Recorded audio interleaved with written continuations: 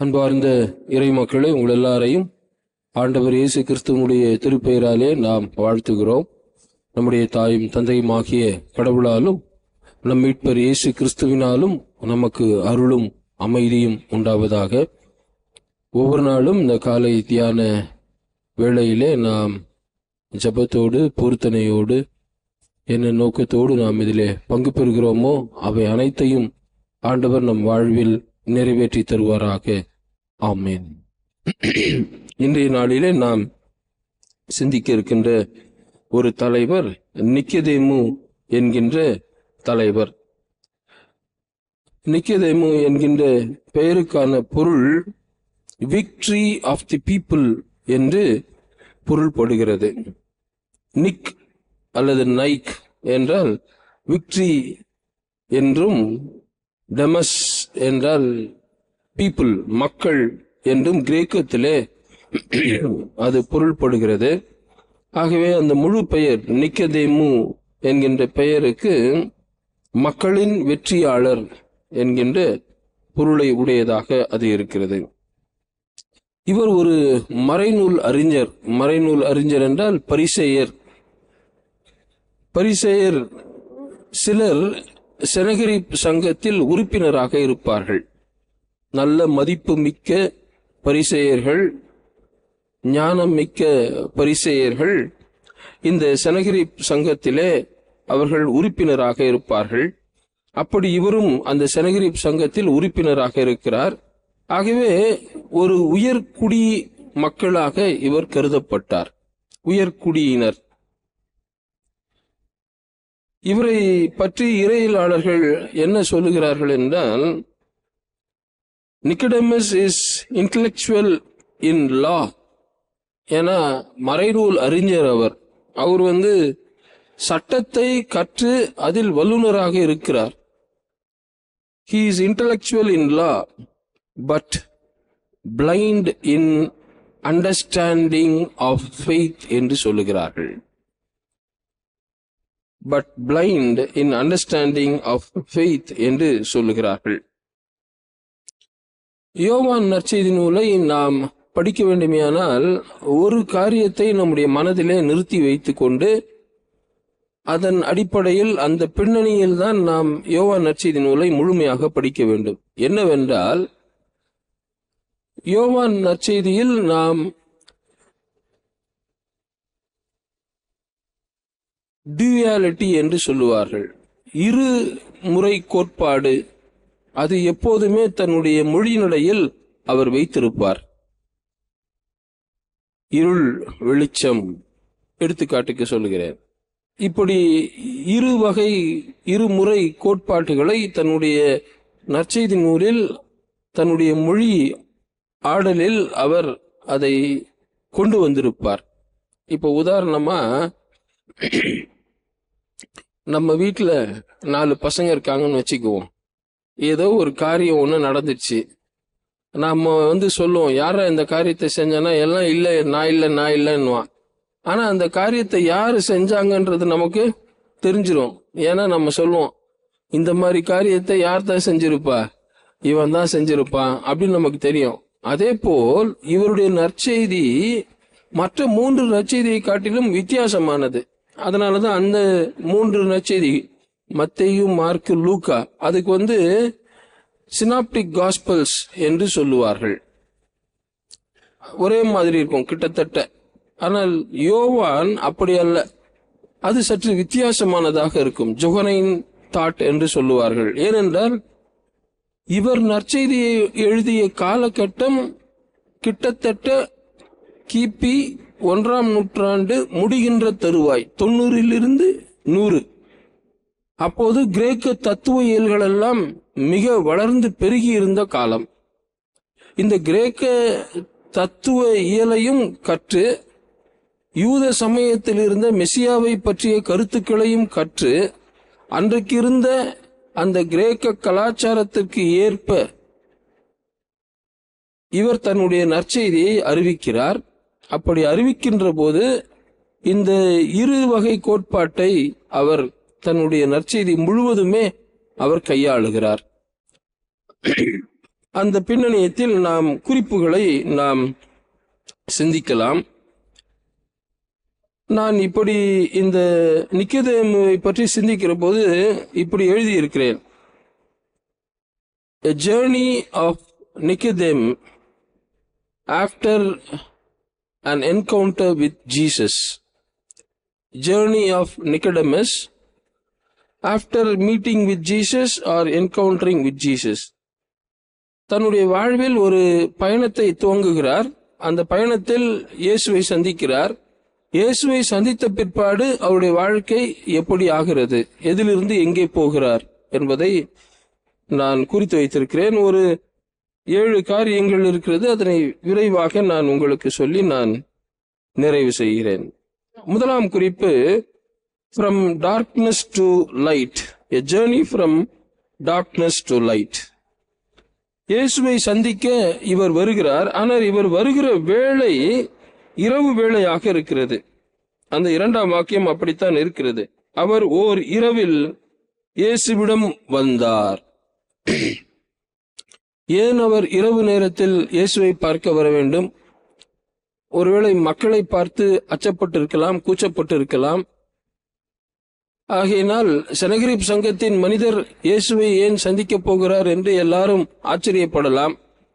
ஆகையினால் யாருக்கும் எந்த தொல்லையும் இல்லாமல், நமக்கும் எந்த தொல்லையும் இல்லாமல் நாம் இயேசுவை போய் சந்தித்து விடலாம் என்கின்ற எண்ணத்தில் அவர் வருகிறார். அவர் இரவு நேரத்தில் வருகிறார். பல மணி நேரம் இயேசுவிடம் உரையாடுகிறார். பின்பு அவர் திரும்பி போகிறார். அவர் திரும்பி போகிற போது ஒளியை பெற்றவராக திரும்பி போகிறார் என்று சொல்லுகிறார்கள். அவர் இருளில் வருவதின் காரணத்தையே எப்படி குறிக்கிறார்கள் என்றால், அவருடைய மனதில் அப்படி எக்கச்சக்கமான இருள் இருக்கிறது. அந்த இருளில் அவருக்கு எவ்வழி செல்ல வேண்டும் என்று தெரியவில்லை. ஆகவே ஒளியாகிய இயேசுவிடம் அவர் வருகிறார் என்று சொல்லுகிறார்கள். மனதில் இருள் இருந்த இந்த மனிதர் ஒளியாகிய இயேசுவை தேடி வருகிறார். from darkness to light. இயேசுவை பற்றி இந்த யோவான் எழுதுகிற போது சொல்லுகிறார் 1ஆம் அத்தியாயத்திலே, அவருக்குள் வாழ்வு இருந்தது, அந்த வாழ்வு மனிதருக்கு ஒளியாக இருந்தது, அந்த ஒளி அனைவரையும் ஒளிர்விக்கும் ஒளி. a true light. தன்னுடைய வாழ்வு ஒளி பெற வேண்டும் என்கிற எண்ணத்தோடு தான் இருளில் இருந்த இந்த மனிதர் இப்போது வாழ்வளிக்கும் ஒளி தரும் இயேசுவை நோக்கி வருகிறார். இயேசுவை சந்தித்த பிற்பாடு தன் வாழ்வில் ஒளி பெற்றவராக அவர் திரும்பி செல்லுகிறார் என்று சொல்லுகிறார்கள். இயேசுவை சந்தித்த பிற்பாடு அவர் தன் வாழ்வில் ஒளியை பெற்றுக்கொண்டார். 2வது, நாம் 3ஆம் அத்தியாயம் 6ஆம் வாக்கியத்தில் படிக்கின்ற போது இயேசு அவருக்கு ஒரு விளக்கம் சொல்லுகிறார். மனிதரால் பிறப்பவர் மனித இயல்பை உடையவர், தூய ஆவியால் பிறப்பவர் தூய ஆவியின் இயல்பை உடையவர். இங்கேயும் அந்த 2 காரியங்கள் வருகிறது. Human nature and divine nature, இல்லையா? மனிதர்கள் நாம பொதுவா என்ன நினைக்கிறோம் அப்படின்னா, அப்பா நான் என்னப்பா கடவுளாப்பா, நானும் மனுஷன் தானேப்பா, மனித இயல்புல தானே நான் இருக்கிறேன் அப்படின்னு சொல்றோம். ஆனால் நம்முடைய இயல்பு மனித இயல்பு அல்ல. அதை தான் நீங்க இயேசு அந்த மறைநூல் அறிஞர் நிக்கோதேமுக்கு விளக்கி சொல்லுகிறார். என்ன சொல்ல வருகிறார்? மனுக்குலம் படைக்கப்பட்டது இறைச்சாயலில், தெய்வீக தன்மையுடன் மனிதன் படைக்கப்பட்டான். ஆனால் இந்த தெய்வத்தின் குரலுக்கு செவி சாய்க்காமல் போய்விடுகிறாரே, அப்போதுதான் அவருடைய மாம்சம் அவரை மேற்கொண்டு விடுகிறது. அந்த மாம்சத்திற்கு அவர் கீழ்ப்படிந்து போய்விடுகிறார், அந்த இயல்புக்கு அவர் அடிமைப்பட்டு போய்விடுகிறார் என்று இயேசு இங்கே அவருக்கு விளக்கி சொல்லுகிறார். மனித இயல்பு நம்மில் ஓங்கி இருக்குமே ஆனால் இறை இயல்பு தாழ்ந்திருக்கோம். இறை இயல்பை நாம் நம்முடைய வாழ்வில் வளர்ப்போமேயானால், இறை தன்மையை நம்முடைய வாழ்வில் நாம் பெருக்குவோமேயானால், மனித தன்மை அப்படி அமுங்கிவிடும் இல்லையா? அப்போ இங்க Nicodemus from human nature to divine nature, அவருடைய பயணம் மனித இயல்பில் இருக்கிறது. இயேசுவை சந்திக்கிறார். இயேசுவை சந்தித்த பிற்பாடு அவர் தெய்வீக தன்மை பெற்றவராக அவர் திரும்பி செல்லுகிறார் என்று இறையியல் ஆசிரியர்கள் சொல்லுகிறார்கள். மனித இயல்பு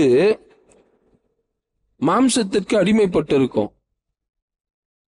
தெய்வீக இயல்பு ஆவியாரால் பிறப்பது. அந்த ஆவி நம்மை வழிநடத்தும். ஆவின்னா வேற எதுவும் இல்லை. மனித இயல்பு எப்போதுமே தவறுக்கு நம்மை வழிநடத்தி செல்லும். தெய்வீகத்தன்மை நம்மை உண்மைக்கு நேராக வழிநடத்தி செல்லும். அவ்வளவுதான். மனித இயல்புக்கு ஒருவர் அடிமைப்பட்டு போவாரே ஆனால் அவர் ஃபால்ஸ் இல்லையா, பொய்மைக்கு நேராக அவர் வழிநடத்தப்படுவார். ஆனால் இறைத்தன்மை தன்னில் நிறைந்திருக்கின்ற மனிதர்கள் உண்மையை நோக்கி அவர்கள் பயணிப்பார்கள். இது நிக்கோதேமு எப்படி தெய்வீக இயல்பை பெற்றுக்கொண்டார் அப்படின்னு நம்ம யோசிக்கலாம். 7ஆம் அத்தியாயம் 51ஆம் வாக்கியம் 52ஆம் வாக்கியத்தை நாம் படிப்போமேயானால் அவரிடத்தில் இருந்த அந்த மாறுதல் நமக்கு தெரியும். நீங்கள் வீடுகளுக்கு சென்று அந்த பகுதிகளை நீங்கள் படித்து பாருங்கள். 51வது வசனம், அதாவது இயேசுவை பிடிக்க வேண்டும், அவரை குற்றம் சாட்ட வேண்டும் என்று எல்லாரும் செனகரிப் சங்கத்திலே கூடி பேசுவார்கள். அப்படி பேசுகிற போது இந்த நிக்கோதேமு சொல்லுகிறார், ஒருவரது வாக்குமூலத்தை கேளாது, அவர் என்ன செய்தார் என்று அறியாது ஒருவருக்கு தீர்ப்பளிப்பது நமது சட்டப்படி முறையாகுமா என்று கேட்டார். அவர்கள் மறுமொழியாக, நீரும் கலிலேயரா என்ன? மறைநூலை துருவி ஆராய்ந்து பாரும், அப்போது கலிலேயாவில் இருந்து இறைவாக்கினர் யாரும் தோன்றுவது இல்லை என்பதை அறிந்து கொள்ளுவீர் என்றார்கள். இவரு சட்டத்தை பற்றி சொல்கிறார். ஒருத்தரை கூப்பிட்டு விசாரிக்காம நீங்க பாட்டுக்கு தீர்ப்பளிச்சீங்கன்னா அதுல என்னங்க இருக்கு அப்படின்னு சட்டத்தில் இருக்கிற உண்மையை பற்றி தைரியமாக அந்த செனகரிப் சங்கத்திலே சொல்லுகிறார். தெய்வீகத்தன்மை பெற்றவர் என்பதை இயேசுவுக்காக பரிந்து பேசுவதின் வழியாக அவர் வெளிப்படுத்துகிறார் இல்லையா? வாய்ஸ் டு தி வாய்ஸ்லெஸ் என்று சொல்லுவார்கள். இயேசுவுக்காக பரிந்து பேசுகின்ற ஒரு மனிதராக அவர் மாறிவிடுகிறார். From human nature to divine nature. மூன்றாவது, ஃப்ரம் இக்னரன்ஸ் டு நாலேஜ் இல்லையா? இதை பல தடவை நானும் உங்களிடத்திலே பகிர்ந்திருக்கிறேன். அறியாமையிலிருந்து அறிந்து கொள்ளுகின்ற ஒரு நிலை. இயேசு கேட்கிறாரு 3ஆம் அத்தியாயத்தில் மறுபிறப்பை பற்றி சொல்லி கொண்டு வருகிற போது நிக்கோதேமு கேட்கிறார், என்னங்க ஒரு ஆளு வயது முதிர்ந்த பிற்பாடு தாயின் வயிற்றுக்குள் போய் பிறந்து வர முடியுமா? இது எப்படி நிகழும்? 9வது வாக்கியம். நிக்கோதேமு இயேசுவை பார்த்து இது எப்படி நிகழ முடியும் என்று கேட்டார். அதற்கு இயேசு கூறியது, நீ இஸ்ரேல் மக்களிடையே போதகராய் இருந்தும் உமக்கு இது தெரியவில்லையே. அவரு he was a wonderful, a best teacher in law. தோராவையும் இறைவாக்கு நூல்களையும் படித்து கரைத்து குடித்தவர். அவரை போல் ஒருவரும் அவற்றை விளக்கி சொல்ல முடியாது. ஆனால் அவருக்கே மீண்டும் பிறப்பது என்றால் என்ன என்று தெரியவில்லை. To have the born again experience, மறுபிறப்பு அப்படி என்றால் என்ன என்பது அவருக்கு தெரியாமல் போய்விட்டது. இங்கே இயேசு அவருக்கு மறுபிறப்பை பற்றி போதிக்கிறார். மறுபிறப்பு என்பது ஆவியால் பிறப்பது. காற்று எந்த திசையிலிருந்து வருகிறது, எந்த திசையிலிருந்து போகிறது என்பதை உன்னால் அறிந்து கொள்ள முடியாது. ஆனால் அது வீசுகிறது என்பதை உன்னால் உணர முடியும். அதுபோல் ஆவியாரால் பிறப்பவர் இருப்பார் என்று சொல்லுகிறார். அப்போ பல நேரங்கள்ல நாம என்ன நினைச்சுக்கிறோம், எனக்கு எல்லாம் தெரியும், ஏன்னா நான் இதெல்லாம் படிச்சுட்டேன் அப்படின்னு நினைச்சுக்கிறோம். நம்முடைய தமிழ் மொழியில் எவ்வளவு அழகான ஒரு பழமொழி இருக்கிறது. கற்றது கைமண் அளவு, கல்லாதது உலக அளவு. அப்படிதான் இங்கே இந்த நிக்கதேமு எல்லாவற்றையும் படித்து கரைத்து குடித்திருந்தாலும் அதனுடைய உள் அர்த்தத்தை புரிய முடியாதவாறு அவர் அறிவற்றவராக இருக்கிறார், புரிந்து கொள்ளக்கூடிய தன்மையற்றவராக இருக்கிறார். இயேசு இப்போது அவருக்கு விளக்கி சொல்லுகிறார். இயேசுவை சந்தித்த பிற்பாடு அவர் ஞானம் உள்ளவராக அவர் மாறிவிடுகிறார். அவர் ஞானம் உள்ளவராக அவர் மாறிவிடுகிறார். அவர் மறுபடியும் பிறந்து விட்டார். மறுபடியும் பிறந்து விட்டார் என்பது எப்படி தெரிகிறது நமக்கு? யோவான் 19ஆம் அத்தியாயம் திருவாக்கியங்கள் 39-40 நாம் படிப்போமேயானால், இயேசுவை சிலுவையில் அறைந்து விடுகிறார்கள். அவருடைய உடலை இறக்கி அவரை அடக்கம் செய்வதற்காக அரிமத்தி ஊரானாகிய யோசேப்பு அனுமதி வாங்குகிறார். அப்படி அனுமதி வாங்கி அவர் உடலை அடக்கம் செய்கிறார் என்ற செய்தியை கேள்விப்பட்டவுடன் நிக்கதேமு அங்கே செல்லுகிறார். அரிமத்தி ஊரானாகிய யோசேப்பு என்பவர் இயேசுவின் சீடர்கள் ஒருவர். யூதருக்கு அஞ்சியதால் தம்மை சீடர் என்று வெளிப்படையாக காட்டிக்கொள்ளாதவர். அவர் இயேசுவின் உடலை எடுத்துக்கொண்டு போக பிலாத்திடம் அனுமதி கேட்டார். பிலாத்தும் அனுமதி கொடுத்தார். யோசேப்பு வந்து இயேசுவின் சடலத்தை எடுத்துக்கொண்டு போனார். முன்பு ஒரு முறை இரவில் இயேசுவிடம் வந்த நிக்கதேம் என்பவரும் அங்கு வந்து சேர்ந்தார். அவர் வெள்ளைப்போளமும் சந்தன தூளும் கலந்து ஏறக்குறைய 30 கிலோகிராம் கொண்டு வந்தார். அவர்கள் இயேசுவின் உடலை எடுத்து யூத அடக்க முறைமைப்படி நறுமண பொருட்களுடன் துணிகளால் சுற்றி கட்டினார்கள். இயேசுவை சந்தித்தால் எங்கே நம்முடைய சனகரிப் சங்கம் நம்மை ஒதுக்கி விடுமோ என்கிற அச்சத்தில் இரவு நேரத்தில் வந்தார். ஆனால் இப்போது தெளிவு பெற்றவராக, நீங்க என்னதான் செஞ்சாலும் பரவாயில்லடா, நான் இயேசுவோடு தான் இருப்பேன் என்று அவருடைய உடலை அடக்கம் பண்ணுகின்ற இடத்தில் இவரும் போய் அந்த காரியங்கள் எல்லாவற்றையும் செய்து முடிக்கிறார். இப்போது என்ன சொல்லுகிறார்கள் இறையலாளர்கள்? அவர் இயேசுவை சந்தித்த பிற்பாடு புது படைப்பாக மாறிவிட்டார். ஆகவேதான் இயேசுவை அடக்கம் பண்ணுகிற அந்த தருவாயில் சீடர்கள் கூட வரவில்லை. இந்த இருவரும் அவருக்கு சீடர்களாக இருந்து அரிமத்தி ஊரானாகிய யோசேப்பும் இந்த சனகரிப் சங்கத்தின் உறுப்பினர் நிக்கதேமும் அவரை அடக்கம் செய்கிறார்கள் என்று சொல்லுகிறார்கள். நான்காவதாக,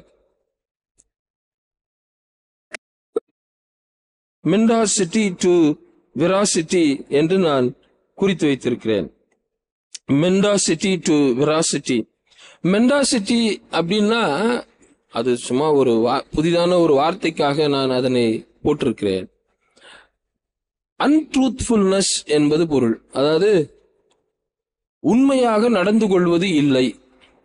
உண்மை என்ன என்பது தெரியும், ஆனால் அதற்கு ஏற்றால் போல் நடக்க மாட்டார்கள். அன்ட்ரூத்ஃபுல்னஸ், மெண்டாசிட்டி. என்ன, இவருக்கு சட்டத்தை பற்றி எல்லாம் தெரியும், சனகரிப் சங்கத்தில் இருக்கிற எல்லா மக்களுக்கும் தெரியும். ஆனாலும் இயேசுவை பற்றி அவர்கள் ஏற்றுக்கொள்வதற்கு மனதில்லாமல் இருக்கிறார்கள்.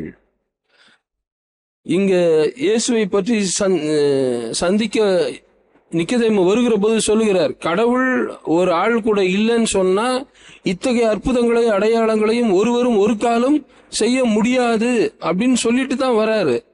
ஆனாலும் அவரை பற்றி ஏற்றுக்கொள்வதற்கு ஒரு மனத்தயக்கம். இயேசுவை சந்தித்த பிற்பாடு இயேசுதான் மெசியா என்பதை இவர் உறுதிப்பட கூறுகிறார். வெராசிட்டி அப்படின்னா என்னது? உண்மையை ஏற்றுக்கொள்வது, உண்மையை ஏற்றுக்கொள்வது, அதற்கேற்றாற்போல் நடப்பது. அப்போ ஒரு தெளிவற்ற நிலையில் இருந்த இந்த மனிதர் நிக்கதேமு இயேசுவை சந்தித்த பிற்பாடு சட்டத்திற்கு உண்மையாக இருந்து செனகரிப் சங்கத்தில் இயேசுவுக்காக பரிந்து பேசுகிறார். ஒரு மனிதனை நீங்க எப்படி குற்றவாளி என்று தீர்க்க முடியும்? அவரை அழைப்பித்து அவர் மீது விசாரணை செய்யாமல், அவருடைய கூற்றை கேட்காமல், சாட்சிகளை வைத்து அவரை விசாரிக்காமல் நீங்களாக எப்படி தீர்ப்பிட முடியும் என்று அவர் அங்கே குரல் எழுப்புகிறார். சட்டத்துக்காக, உண்மைக்காக, இயேசுவுக்காக. பல நேரங்கள்ல இதை சிந்திக்கிற போது நான் யோசிச்சேன், நாம கூட உண்மை பேச வேண்டிய பல நேரத்துல வாயை மூடின்னு இருந்துடுறோம்டா சாமி. இறைவா, எங்களுக்கு அருள் தாரும் என்று நான் வேண்டினேன். உண்மை எது என்பது நமக்கு தெரிகிறது, ஆனால் அதை வெளிப்படுத்த நமக்கு பயமாக இருக்கிறது. ஏனென்றால் பல சங்கத்தை குறித்து நாம் பயப்படுகிறோம். இவர் அப்படிதான். செனகரிப் சங்கம் நம்மளை பார்த்தா என்ன சொல்லுமோ, இயேசுவோட அவன் பேசினுகிறானே அப்படின்னு தான் இரவு நேரத்துல வராரு. ஆனால் இயேசுவை சந்தித்து விட்ட பிற்பாடு 7ஆம் அத்தியாயத்திலே செனகரிப் சங்கம் எல்லாம் ஆலோசிக்கிறது, இயேசுவை எப்படி பிடிக்கலாம், என்ன பண்ணலான்னு. அப்படி பிடிப்பதற்கு ஆலோசனை செய்கிற போதுதான் இவர் தைரியமாக எழுந்து சொல்லுகிறார், சட்டத்தின்படி செய்யுங்கள். என்ன ஒரு தெளிவு! உண்மைக்காக அவர் நிற்கிறார் என்பது இங்கே தெரிகிறது. அப்போ இறையியலாளர்கள் என்ன சொல்லுகிறார்கள்? அவர் மீண்டும் பிறந்து விட்டார். இயேசுவை சந்தித்த பிற்பாடு அவர் மீண்டும் பிறந்து விட்டார், ஆகவேதான் உண்மைக்காக அவர் நிற்கிறார் என்று சொல்லுகிறார்கள். From timid to courage. Timid அப்படின்னா கோழைத்தனம். டிமிட்னஸ் அப்படின்னா ஒரு மாதிரி கோழைத்தனம், அச்சம், கூச்சம். ஆனால் இப்போது தைரியம் அடைகிறார். இயேசுவை சந்தித்த பிற்பாடு இவர் தைரியம் அடைகிறார். எதற்கு? இயேசுவை சந்திப்பதற்கு இரவு நேரத்தில் வந்தார். ஆனால் இப்போது தைரியம் பெற்று செனகரிப் சங்கத்தில் பேசுகிறார். இயேசுவை அடக்கம் செய்வதற்கு தைரியமாக அரிமத்தி ஊரானாகிய யோசேப்போடு நின்று இயேசுவுக்கான இறப்பு சடங்குகள் எல்லாவற்றையும் அவர் தைரியமாக செய்கிறார். எவர் ஒருவர் இயேசுவை சந்திக்கிறாரோ அவர் நிச்சயமாக தன் வாழ்வில் கோழையாக இருக்க மாட்டார், அவர் தைரியம் உள்ளவராக இருப்பார். He will become courage, bold, brave. சீடர்கள் அதனாலதான் சரியாக புரிந்து கொள்ளாதவரை இயேசுவின் உயிர்த்தெழுதலுக்கு பிற்பாடு இயேசுவை சந்திக்கிறார்கள். அதற்கு பிற்பாடுதான் அவர்கள் வாழ்வை குறித்த அந்த கோழைத்தனத்தில் இருந்து விடுபட்டு, சாவே ஆனாலும் பரவாயில்லை, நாங்கள் இயேசுவோடு இருப்போம், இயேசுவை பற்றி அறிவிப்போம் என்றுதான் சீடர்கள் இரத்த சாட்சியாக மாறினார்கள். இவரும் ஒரு கோழைத்தனத்திலிருந்து வெளியே வந்து தைரியம் உள்ள மனிதராக தன்னை வெளிப்படுத்துகிறார். ஆறாவதாக, தேங்கி இருந்த விசுவாச நிலையிலிருந்து அதிர் அலைகளை ஏற்படுத்தும் விசுவாச நிலைக்கு இவர் மாறிவிட்டார். Stagnant, from stagnant to vibrant என்று குறித்திருக்கிறேன். அதுக்கு முன்னாடி வர திருச்சட்டத்தில் என்ன இருக்கிறதோ அதை பத்தி மட்டும்தான் யோசித்துக் கொண்டிருப்பார். அதை தவிர்த்து இவருக்கு வேறு எதுவும் தெரியாது. அதனாலதான் இயேசு மறுபிறப்பை பற்றி சொல்லுகிற போது இது திருச்சட்டத்தில் இல்லையே அப்படின்ற மாதிரி யோசிக்கிறார். இப்போ அதை எடுத்துக்காட்டா சொல்லணும்னா, இப்போ ஒரு எலக்ட்ரீஷியன் ஒருத்தர் இருக்காரு, பிஇ எலக்ட்ரிக்கல் இன்ஜினியரிங் படிச்சிருப்பாரு. ஆனால் அவருக்கு தெரியாத காரியங்கள், சாதாரண ஐடி முடிச்சுட்டு ஒரு 20 வருஷமா வேலை செஞ்சுன்னு இருப்பார் ஒருத்தர் அந்த எலக்ட்ரிக்கல் லைன்ல, அவருக்கு தெரியும். ஆக படித்து விட்டதால் எல்லாம் தெரியும் என்பது காரியம் அல்ல, அனுபவத்திலே தான் தெரிந்து கொள்ளுவார்கள். இவரு வெறுமனே அந்த சட்ட புத்தகத்தை படித்து அதை தெரிந்து வைத்திருந்தாரே தவிர, வாழ்வின் அனுபவத்திலே ஒருவர் கடவுளை சந்திக்கிற போது ஏற்படுகின்ற மாற்றங்களை பற்றியெல்லாம் இவர்கள் ஒருபோதும் சிந்தித்தது கிடையாது. அதனாலதான் அந்த செனகரிப் சங்கத்துல கூட எல்லாரும் சொல்றாங்க பாருங்க, கலிலேயாவிலிருந்து நன்மை வருமா, இறைவாக்கினர் வருவாரா, இது உனக்கு தெரியாதா அப்படின்னு நிக்கதேமை பார்த்து கேட்கிறாங்க.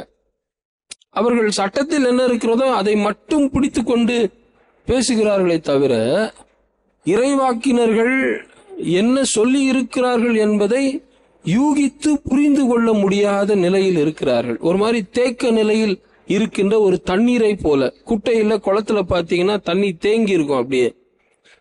ஆனால் ஆற்றில் ஓடுகின்ற தண்ணீரை பார்த்தீர்களே ஆனால் அது எப்போதும் இயக்க நிலையிலேயே இருக்கும், வைப்ரண்டா இருக்கும். இயேசுவை சந்தித்த பிற்பாடு இவர் அதிர்வலைகளை ஏற்படுத்தும் ஒரு மனிதராக தன்னுடைய விசுவாசத்தில் மாறிவிட்டார். அதனாலதான் அந்த செனகரிப் சங்கத்துல இயேசுவுக்காக இவர் பரிந்து பேசுகிறார். தன்னுடைய கூட்டம், பரிசேயர் கூட்டம் எல்லாம் உட்கார்ந்துகிறான் எதிர்க்க. என்னுடைய பரிசேய கூட்டமாக இருந்தாலும் சரி, நான் உண்மைக்காகத்தான் நிற்பேன் என்று சொல்லி இயேசுவுக்காக இவர் வாதாடுகிறார். பல நேரத்துல நாம் என்ன செய்வோம், என் இனம், என் மொழி, என் ஆளு, அவங்களுக்கு தான் நாம பரிந்து பேசுவோம். ஆனால் இவர் அப்படி அல்ல. அதிலிருந்து வெளியில வந்து உண்மையை தெரிந்து கொண்டவராக தேக்க நிலையில் இருந்த விசுவாசத்திலிருந்து பயணப்பட்டு இப்போது அதிர்வலைகளை ஏற்படுத்தக்கூடிய ஒரு விசுவாசத்துக்கு வந்துவிட்டார். உண்மைக்காக அவர் நிற்கிறார். From stagnant to vibrant. கடைசியாக ஃப்ரம் பிளைண்ட்னஸ் டு விஷன். இந்த டூயாலிட்டி, இப்ப இந்த இரு கோட்பாடுகள் நம்ம பார்த்துக்கிட்டே வரோம் இல்லையா, எதிரும் புதிருமாக இருக்கின்ற இந்த கோட்பாடுகளை நீங்கள் மனதிலே வைத்து இந்த யோவான் நற்செய்தி நூலை நீங்கள் முழுவதுமாக படிப்பீர்களே ஆனால் அதில் இருக்கின்ற இந்த இருநிலை கோட்பாடு நமக்கு எளிதாக தெரியும். தூய ஆவியானவர் நமக்கு பல்வேறு உண்மைகளை நமக்கு கற்றுத்தருவார். From blindness to vision. இவருக்கு மறுபிறப்பு என்றால் என்ன, புதிய படைப்பு என்றால் என்ன என்பது எல்லாம் இவருக்கு ஒன்றுமே தெரியாது. ஆனால் இயேசுவை சந்தித்த பிற்பாடு மீண்டும் பிறக்க முடியும், மீண்டும் வாழ முடியும் என்கின்ற உண்மையை அறிந்தவராகத்தான் இயேசுவை அடக்கம் பண்ணுவதற்காக அந்த தூபவர்க்கம், வாசனை திரவியங்கள் எல்லாவற்றையும் இவர் கொண்டு வருகிறார் என்று இறையியலாளர்கள் சொல்லுகிறார்கள். இயேசு நிச்சயமாகவே உயிர் தெழுவார், நிச்சயமாகவே அவர் புதிய படைப்பாக அவர் உயிர் தெழுவார் என்கின்ற எண்ணத்தோடு தான் இப்போது நிக்கதேமு இயேசுவின் அடக்கத்திற்கான எல்லா காரியங்களையும் கொண்டு வருகிறார் என்று சொல்லுகிறார்கள். ஏன் இப்படி இவர் கொண்டு வர வேண்டும்? இயேசு நிச்சயமாகவே உயிர் தெழுவார்.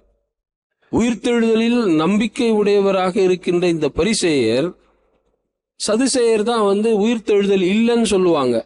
பரிசேயர்கள் உயிர்த்தெழுதல் உண்டு என்று சொல்லுவார்கள். ஆனால் இயேசுவின் வழியாக அது வருகிறது என்று யாரும் நம்பவில்லை.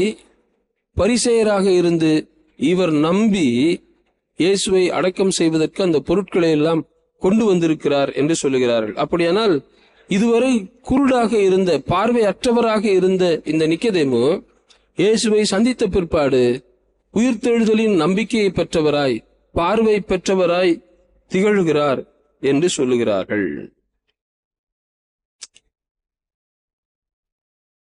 இத படிச்சு நிறைவு செய்யும் போது தான் எனக்குள்ள ஒரு கேள்வி எழுந்துச்சு. இயேசுவை சந்தித்த பிற்பாடு ஒரு மனிதனுடைய விசுவாச பயணத்தில் எவ்வளவு மாற்றங்கள் இல்லையா? From darkness to light, from human nature to divine nature, from ignorance to knowledge, from mendacity to veracity, from timidness to courage, from stagnant to vibrant, from blindness to vision. நாம் இயேசுவை சந்தித்திருக்கிறோமா என்கிற ஒரு கேள்வி நமக்குள்ளாக எழுகிறது. Have we ever had an encounter or a meeting with Jesus? மெசியாவை பற்றி இவருக்கு தெரியும். மெசியா வருவார், மீட்டுக் கொள்ளுவார், எல்லா பரிசேயரும் நம்பினார்கள். ஆனால் இயேசுவை நிக்கதேமு சந்தித்ததினால் அவருடைய வாழ்வில் பெரும் மாற்றங்கள். நமக்கும் இயேசு யாரு, எவரு, எங்கிருந்து வந்தாரு, என்ன பண்ணாரு எல்லாம் தெரியும். But do we have ever had a personal encounter with Jesus? நமக்கும் இயேசுவுக்கும் ஒரு இணக்கமான தொடர்பு இருக்கிறதா? நாம் இயேசுவை சந்தித்து இருக்கிறோமா? அப்படி சந்தித்திருந்தால் நாம் பார்வை உடையவர்களாக இருப்போம். இயேசுவை சந்திக்க நாம் முற்படுவோம். நம்மிலே மாற்றங்களை கொண்டு வருவோம். அதற்கான காலம்தான் இந்த தவ காலம். இந்த சிந்தனைகளோடு இந்த நாளை நாம் துவங்குவோம். இறையருள் நம்மோடு இருந்து நம்மை ஆசீர்வதித்து வழிநடத்துவதாக. ஆமேன்.